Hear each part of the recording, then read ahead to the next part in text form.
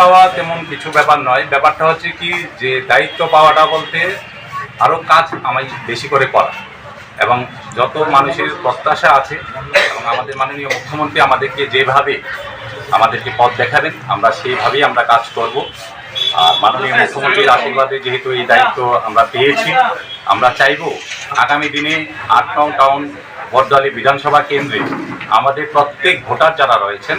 ওনারা যেন ওনাদের মুখের জন্য সবসময় হাসি থাকেন, ওনারা যেন সুস্থ থাকেন, ভালো থাকেন, ওনাদের জন্য সবসময় যেন আমরা আমাদের যারা কার্যকর্তারা রয়েছেন আমরা সবসময় ওনাদের পাশে থেকে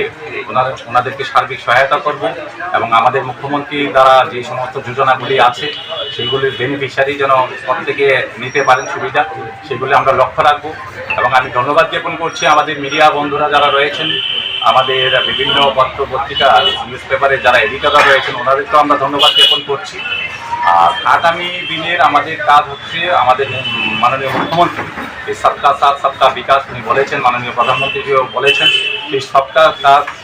সাথ সবকা বিকাশ, এটাকে সামনে রেখেই আমরা সারা বড়দুয়ালিতে আমরা ভালোভাবে কাজ করব। প্রত্যেকটা ভোটার জন্য